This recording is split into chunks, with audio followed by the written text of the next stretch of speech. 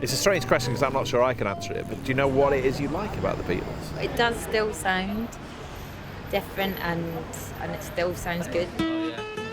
Yeah, I feel like a lot of people can really grow and kind of feed off the energy that was given from their tracks as well. I'll give that to some Liverpool folks.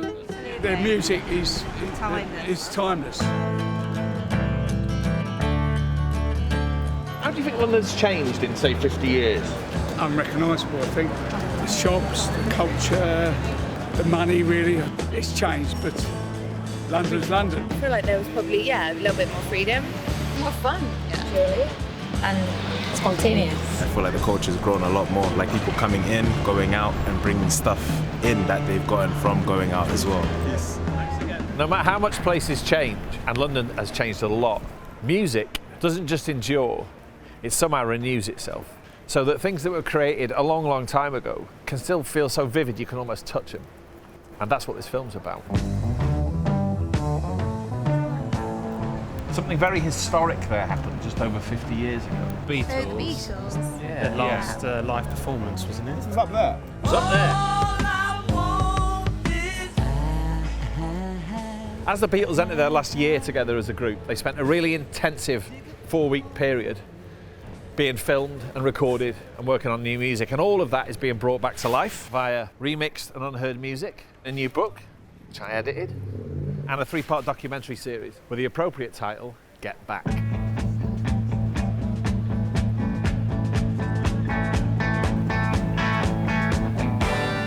This story starts right at the beginning of 1969, out in London's western suburbs, in Twickenham. So in this very, very unlikely suburban setting, the Beatles have set themselves on somehow rediscovering their essence and getting back to being a band. They've secured space at Twickenham Film Studios, and they're going to work up new songs for their first live performance since 1966. But what that entails, nobody really knows. I'm so sorry. All right. Oh yeah, this is great. Hi Ringo. Happy New Year. Hi, Ringo. Happy New Year. Happy New Year. Hello, Hare Krishna. We're on the day shift now. Yeah. Well, here's what hits you straight away, right? It is a properly cavernous space. Cavernous Club. The Cavernous Club. Well, acoustically, it's not very good here, is it? Apparently. It's not as good as it could be elsewhere, you know. Now, what would make it a lower ceiling? It is an odd environment to get back to your roots in. It really is. So, the main thing is, like, are we going to do it here or around? Because once we say we're going to do it here, definitely, then you know that. Build a control room. And you can build, because they're going to build a control room, George. Because they're starting a new project with new songs. A lot of what happens is defined by this sense of, well, what have you got? Or should we do Hypocrites and write that bit? Do you know the other bits? My bits, I don't. Sick and tired of rearing lines by seasick, narrow-minded shorts, hypocrite. All I want is the truth. We should change the game. You know what we like? Yeah. I've had enough of reading lines by so-and-so. Some of the best stills of them at Twickenham Film Studios are taken from this vantage point. It's looking down on the Beatles as a sort of working unit down here.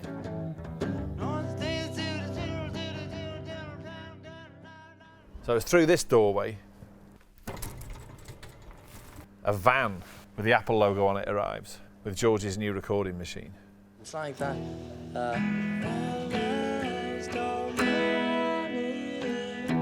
The sessions here are quite productive, but they're not easy. There are quite a few tensions swirling around. And the key one really is that George has never really been on board with the idea of returning to the live stage.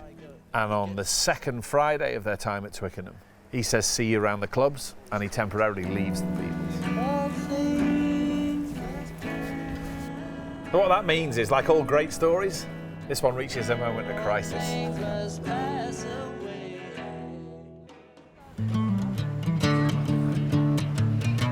So the Beatles leave Twickenham Film Studios, and all the filming and recording relocates here to 3 Savile Row, which since the middle of 1968 has been the HQ of Apple, the Beatles company, right in the midst of what is fair to say is not the most rock and roll neighbourhood. But it's now the London home of Abercrombie and Fitch, who've agreed to let us in. Oh, yeah, Hassan. Hello. They've had the idea of putting a studio in the basement. Morning everybody. Another bright day. Morning, Cameron.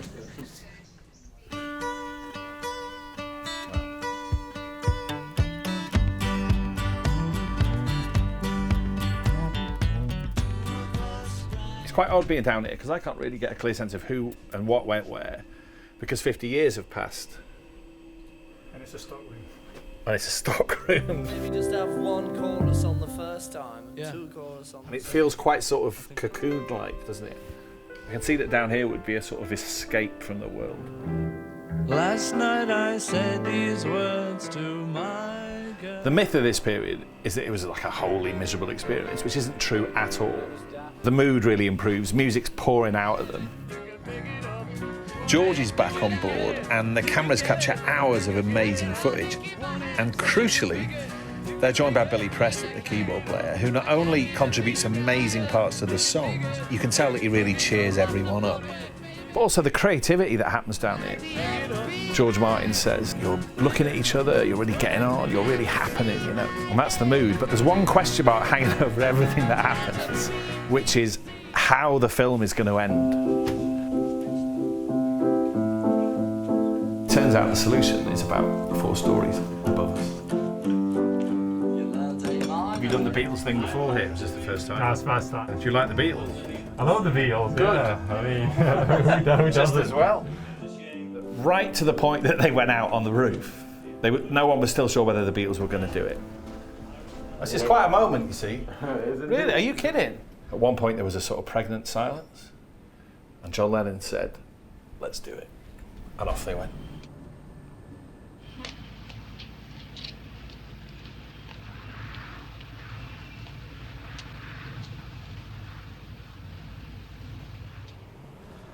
It's a privilege being here. Where's the best way out the way? Because if you're a Beatles tourist, which I am really, right, there's not many get a chance to come up here. It's one of their great moments, you know. It's as iconic as seeing them in their Sgt. Pepper uniforms. I suppose on paper you'd have thought, well, you know, they hadn't done a live performance since 1966 and all that, but they lock in pretty much from the get-go. Loads of cables went down into the basement where Glyn Johns was recorded. 3 songs they played on the roof would end up on the finished Let It Be album. And they played great, that's the other thing. There's a lovely story about someone who was up here and at one point he sort of glimpsed John looking at Paul and Paul looking at John, as if to say, yeah, we're okay, this is going to work, we're all right. But somehow it said something deeper really about how sort of bonded they were. So ordinarily, there's very few people on the roof, right? But the amazing thing about that lunchtime is that everywhere starts filling up with people, you know, because they know what's going on. People opening office windows, peering out, running up and down these fire escapes. It's nice, isn't it, that the surrounding sort of cityscape hasn't changed that much. So you don't have to sort of imagine or project too much to sort of lock in at some of what it must have felt like then, because it looks really similar. I've got a feeling deep inside. Oh, yeah. I said, you can't beat them. I said, they're all out on their own. They get a style of their own. And they, well, in my opinion, I think they're a lovely crowd. Something very historic there happened just over 50 years ago. Yeah. Is it to do with tailoring? Is this a spoof? No, it's not a spoof. This is real. Fabulous, definitely. Fantastic. That does sound amazing, yeah. And then despite the fact this is the era before the mobile phone, word obviously starts to spread. Because you see in the original footage then cabs start to pull up and a really sizable crowd starts to form. Not all of whom are very pleased. This type of music is all right in this place, it's quite enjoyable, but I think it's a bit of an imposition to absolutely disrupt all the business. This is where the people who don't like the fact the Beatles play on the roof, this is where they stand, right? Well, a lot of local business people tried to get them to stop. Oh, really? Yes. That sounds very much like Savile Row. Still like that, is it a bit? It has been, yeah. Couldn't possibly comment. And the taxi driver in the original film, when they ask him what he thinks of it, he says, Great, I'm all in favour of it. Yeah, that's it. Why not? Yeah, live and let live. As long as everyone enjoys themselves, isn't it? That's what it's about, isn't it? Well, nobody dislikes the Beatles. Good answer. Tell me why you say that. Everybody at some point has a memory to one of their songs, so I think from that point of view they're part of our collective culture. Yeah, I'm a huge hip hop fan. Yeah, one of the many things is that I found that a lot of people do a lot of Beatles samples as well. This is what my daughter's done. And your daughter's 24, you said. So all the youngsters are still into them. What's your favourite Beatles song? Something. The writing of the song was done in the basement, at least partially. Yeah.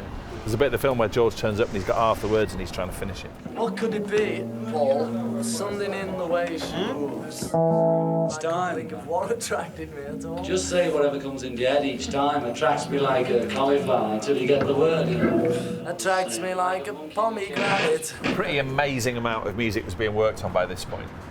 Not just songs that would appear on Let It Be, but material that would come out on Abbey Road. She came in through the bathroom window. We're now on our way to where a lot of Beatles stories ultimately end. Yeah, cheers. Do you want me to say you did? Come on. All right, you're on. Thank you very much. Taxi driver's son's in a band. Well, you're going to film me walking across the zebra? I suppose you have to. It's just pretty crap trying to recreate. No, it is. But also, I enjoy crossing the zebra crossing. It's not just about the film. I actually like doing this. I'll have to film it then. Please film it. This is all set up for an exhibition.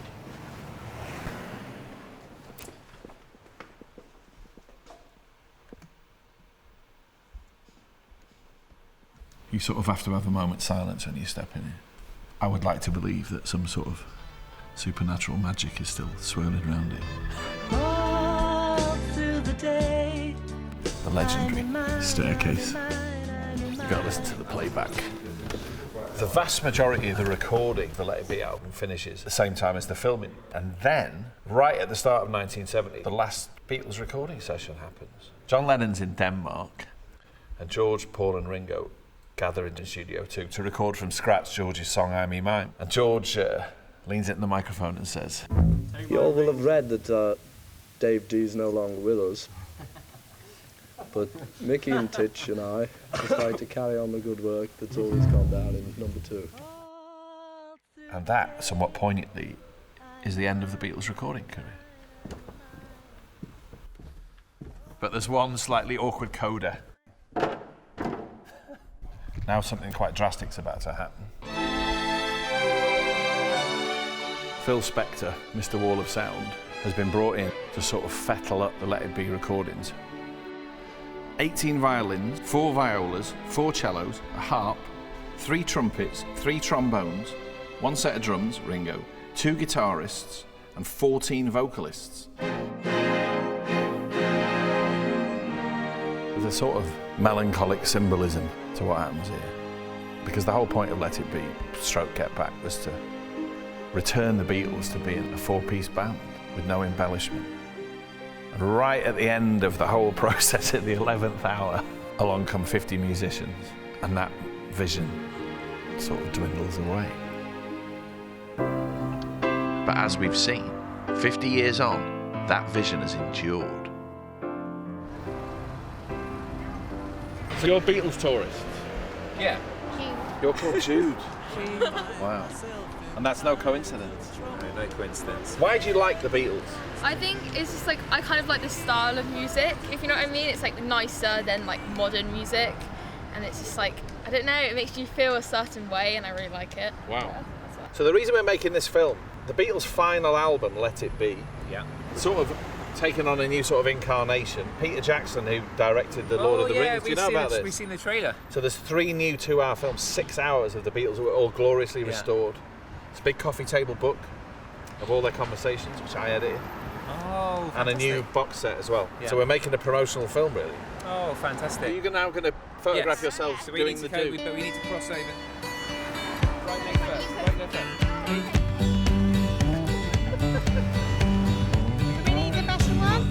Riding nowhere, spending someone's hard-earned pay. You and me Sunday driving, not arriving on our way. you have a favourite song from Let It Be? Oh gosh. Let it be. Sharp answer. That's a good song, isn't it? It's so good. That was all right sound to me. It sounded wonderful, as good